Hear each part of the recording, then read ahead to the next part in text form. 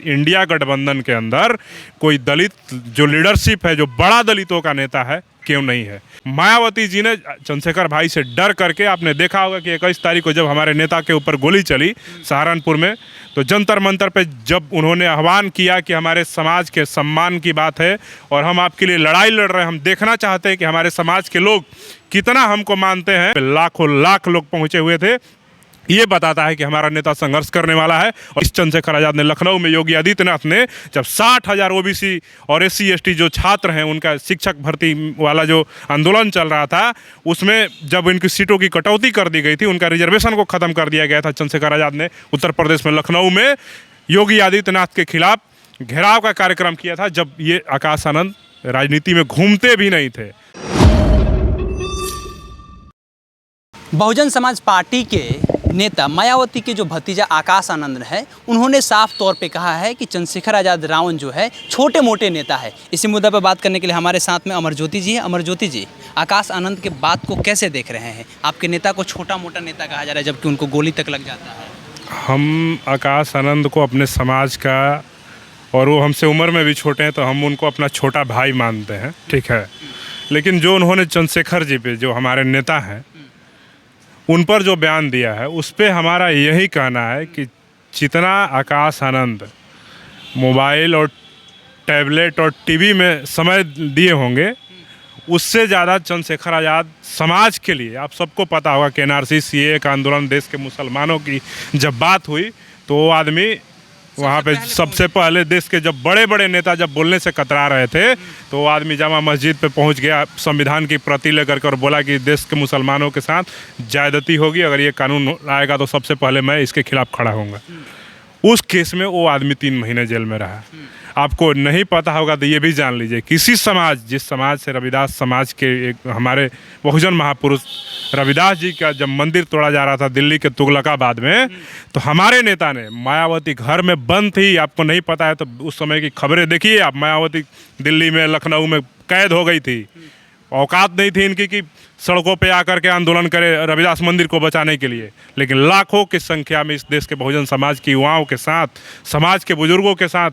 महिलाओं के साथ हमारे नेता चंद्रशेखर आज़ाद ने वहाँ पर आंदोलन किया। और उस केस में भी हमारे नेता जो हैं जेल गए। और जो लोग कहते हैं कि चंद्रशेखर आज़ाद दलित युवाओं पे मुकदमे लगवा देता है, उनको मैं बता दूं, उसी जब रविदास मंदिर आंदोलन में चंद्रशेखर आज़ाद जेल में थे, तो उनके साथ 98 लोग और गए थे और 99वां चंद्रशेखर भाई थे। चंद्रशेखर भाई ने तिहाड़ से जब उनको बेल के लिए वकील की जो टीम थी, हमारे जो भीम आर्मी की और आज़ाद समाज पार्टी की जो टीम थी, उन वकीलों की टीम ने कहा कि चंद्रशेखर भाई आपका बेल हो जाएगा तुरंत। भाई ने वहाँ जेल से संदेश भेजा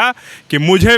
बेल तब तक नहीं मिलनी चाहिए और मेरा बेल जब तक फाइल नहीं होना चाहिए, जब तक कि हमारे जो 98 भाई जो जेल में हैं, जब तक इनका बेल नहीं हो जाए तब तक मैं जेल से बाहर नहीं निकलूँगा। और तो और मैं आपको बता देता हूँ कि हमारे जब सहारनपुर में बहुजन समाज के लोगों पर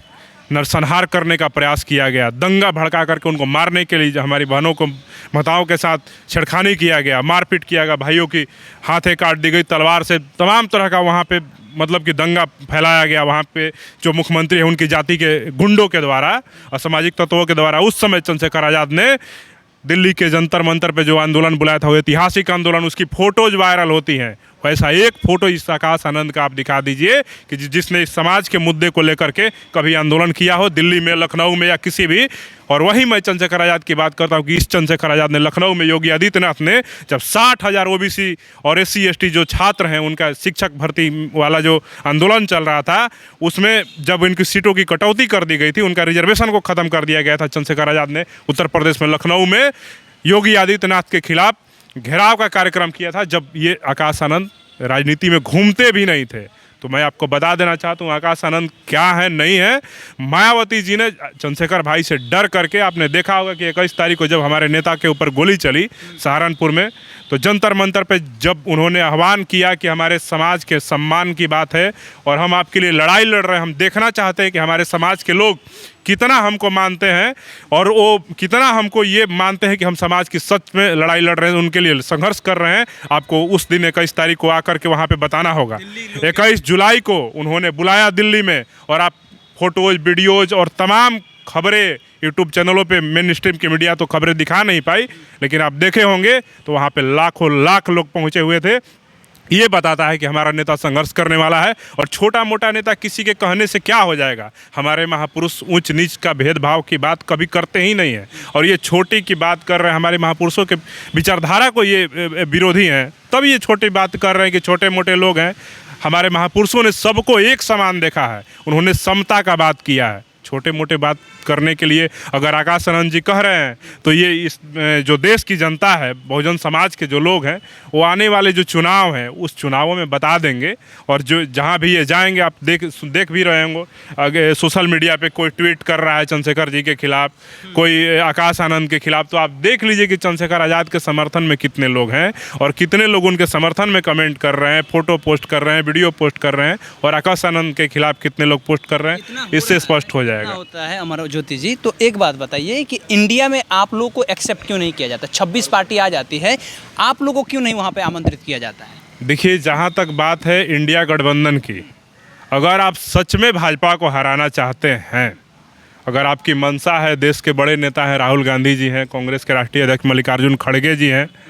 और अखिलेश यादव जी हैं समाजवादी पार्टी के राष्ट्रीय अध्यक्ष, इसके अलावा आपके जयंत चौधरी जी हैं, बिहार से नीतीश कुमार जी हैं,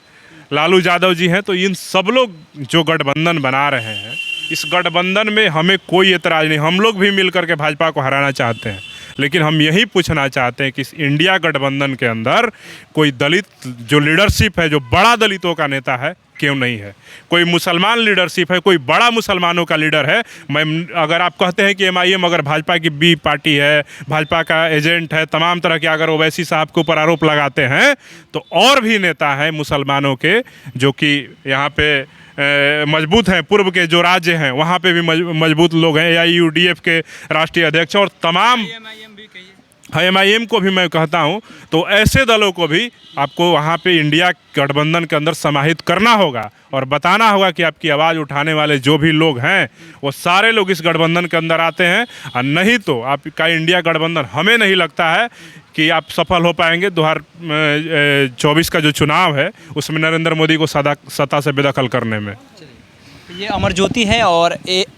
ASP से नेता है, और ये खुल करके बातें बता रहे हैं कि अगर आज़ाद समाज पार्टी को नहीं लाया जाता है इंडिया गठबंधन में, तो हमें नहीं लगता है कि 2024 में मोदी जी के रथ को कोई रोक पाएगा। बाकी आकाश आनंद के ऊपर में बातें हुई कि उनकी राजनीतिक कद कितनी है और आज़ाद समाज पार्टी के जो सुप्रीमो है उनकी राजनीतिक कद कितनी है, तो इस पर इन्होंने अपनी प्रतिक्रिया दिया। आप इस पर क्या सोचते हैं कमेंट सेक्शन में बताइएगा। नाम हमारा केशव है, पब्लिक स्टेशन देख रहे हैं। बहुत बहुत धन्यवाद।